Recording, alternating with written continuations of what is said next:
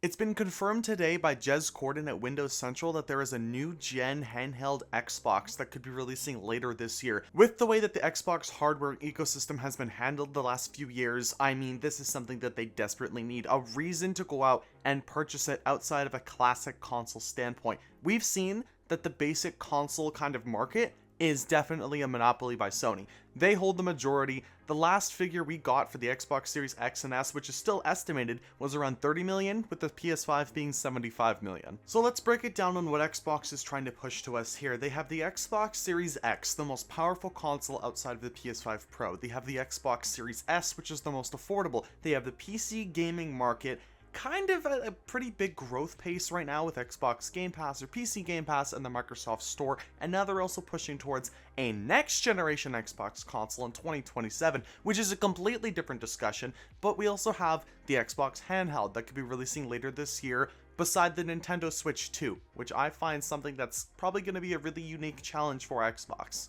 The article reads, first up, Microsoft is working with a PC gaming OEM, think Asus, Lenovo, MSI, Razer, on an Xbox-branded gaming handheld, surprisingly slated for later in 2025, if plans are met. Codename Keenan. This gaming handheld would look unmistakably Xbox, we're told, complete with an official Xbox guide button and Xbox design sensibilities. And given that this is a partner device, similar to Lenovo's Steam OS partnership with Valve, Jez is expecting this handheld to be more PC-oriented. Keenan is almost definitely running full Windows, putting the MS Store and PC Game Pass front and center, alongside the ability to install things like Steam. What I feel like Microsoft is attempting to do here, and this is something that they've really been doing for years now, so this isn't some like grand revelation that you're going to be expecting from me personally, but I'm anticipating that this is going to be a big Game Pass pusher. This is going to be the $300 or $400 potential handheld device that's going to be probably at the strength around like a last generation console, maybe around a 1X or a PS4 Pro, and they're probably going to be attempting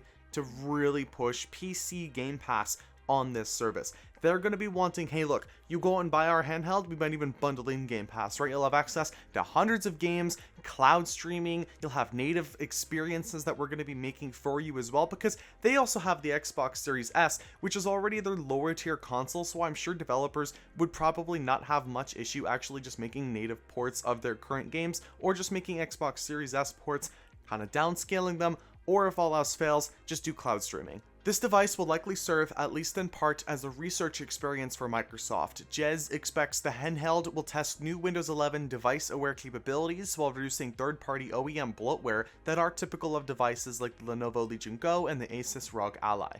Jez is expecting Microsoft to leverage widgets on the Xbox Game Bar on PC for controlling things like DDB and fan speed, while hopefully having a more streamlined OS experience for controller use. Of course, existing PC gaming OEMs will benefit from other efforts as well, but research will also help with Microsoft's further out plans. Because indeed, the sources for Windows Central also have indicated that Microsoft's internal successor to the Xbox Series S and X platform has been fully greenlit all the way up to CEO Satya Nadella. For now, he does understand that Microsoft's next-gen hardware plans include a premium successor to the Series X, alongside its own Xbox gaming handheld, and several new controller options. Tentatively, these new console devices are slated for 2027.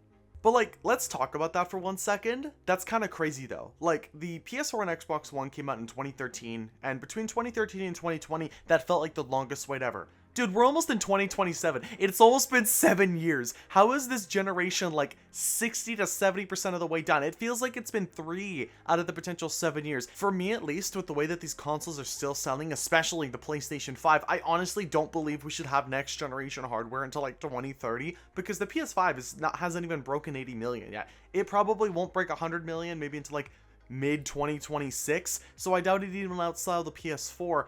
But like, we are so close to the next generation of consoles. Like, time has flew by so quickly. It seems that the next-gen Xbox consoles will be closer to Windows than ever before, reducing the amount of work developers have to commit to when porting from PC. Jez does understand that they will continue to support backwards compatibility with legacy Xbox games too. However, President Sarah Bond previously announced a project team specifically designed to promote backwards and forwards compatibility for existing Xbox games. To that end, Xbox lead Phil Spencer has teased in previous interviews a desire to support third-party storefronts on Xbox hardware as well, including platforms like the Epic Games Store, GOG, itch.io, and even Steam itself. There's every reason to presume AI will have a role to play next generation, as well as Xbox Cloud capabilities. Microsoft's new controllers have direct-to-cloud connectivity from what Jez has been told, and more intelligently allow players to switch between them between different devices. Now again, obviously, nothing I'm really saying in this video is some new revelation that everyone really needs to be hearing, right? The gospel of MJ plays. No, that's not really the discussion we're having here, but it is a good point to bring up that Xbox is definitely moving away from exclusives.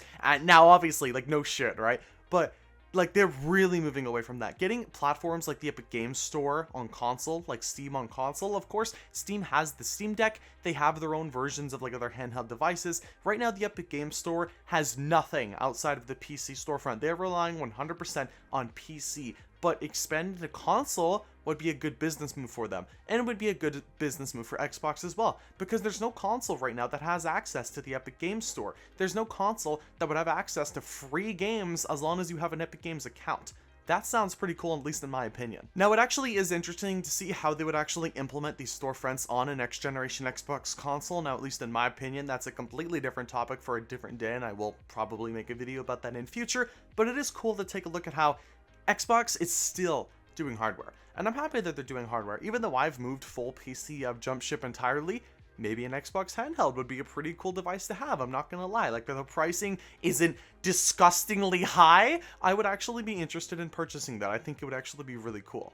Xbox's multi-device future revolves around meeting players exactly where they are, regardless of device, geography, or playstyle. Its acquisition of Activision Blizzard accelerated that vision, anchoring Microsoft as the gaming company for the foreseeable future. Microsoft's slate of upcoming Xbox games is stronger than ever, and the possibilities for integrations between Game Pass, Battle.net, Cloud, and Microsoft's mobile games also offer tantalizing potential.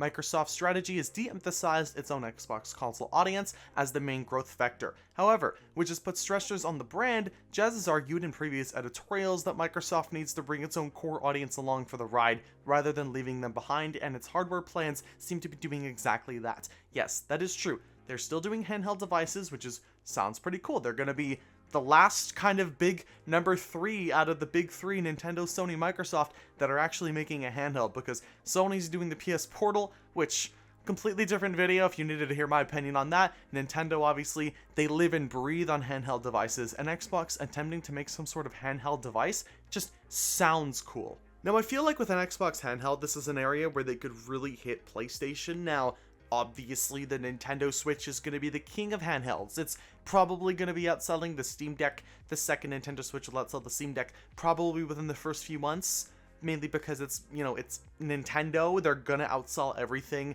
and the Steam Deck isn't like some mass-marketed device. It's a kind of gaming accessory, right? It's not built as a main platform to actually play on, but Xbox attempting, maybe with it like being, hey look, we have a device for you, this is the price, this is the spec, we are offering hundreds of games on our subscription service. You're also able to use Steam on it. You're also able to use the Epic Games Store, our store, even though it might be a piece of shit store. And hopefully they launch a huge PC update with this, handheld device and with the next generation Xbox console that can actually make it not a complete shit stain of a PC store. Because don't get me wrong, I really like using Xbox Game Pass, but never in my life would I ever purchase a game on the Microsoft Store, because it's just not...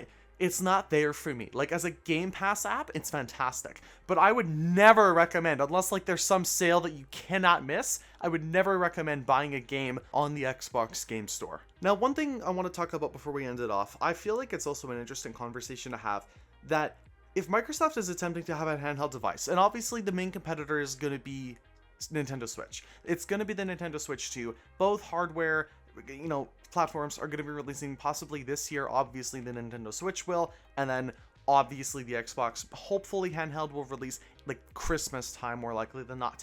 I want to see how Xbox is going to be handling the Nintendo Switch 2, because when they were purchasing Activision Blizzard, they signed a deal with Nintendo to bring Xbox games to the Switch. That probably did include Call of Duty. So I could see Xbox selling this handheld, acting like, hey look, this is the only handheld where you could get like Call of Duty, maybe outside of the Steam Deck, but it's the only like first party kind of thing, right? Like, we have our own handheld, you're going to be able to play it the best on our handheld, and you're going to have the best capabilities possible with Call of Duty. But if they've already signed a deal with Nintendo, and then they kind of have to keep this deal because, they promised a bunch of government regulatory committees that they were going to do this, I mean, they kind of shot themselves in the foot here, unless the plan was to always put Call of Duty, even though they're making their own handheld on this, on the Switch. I mean, that kind of brings back to exclusivity measures, but I really feel like if they acted like, yeah, look, Call of Duty is the best on our platform and is also like kind of only on our platform outside of the Switch, I feel like there would actually be a lot of marketing potential for Xbox to use with Call of Duty with their handheld device. But you know what, more likely than not, they're going to be putting Call of Duty everywhere. It'll be on the Nintendo Switch too, it might be on the first Nintendo Switch through cloud streaming, it'll more likely than not be native on this device, it'll more likely than not again be on the Steam Deck, because Call of Duty's on Steam, it'll be on every single device possible, which is fair. But I want to see how they're going to be selling this. What is the reason to buy this handheld over the Steam Deck? What is the reason to buy this handheld over the Lenovo Legion or the ROG Ally? What is the reason? Is it going to be a lower price? Is it going to be ease of use? Is it going to be better controls? Is it going to be like, look, we offer haptics on our thing or whatever, even though the Steam Deck kind of does? Like, I want to know what the main selling point of this is, because if it's just another handheld like the Legion or like the ROG, I don't think this is going to be a success, but we do have to wait and see.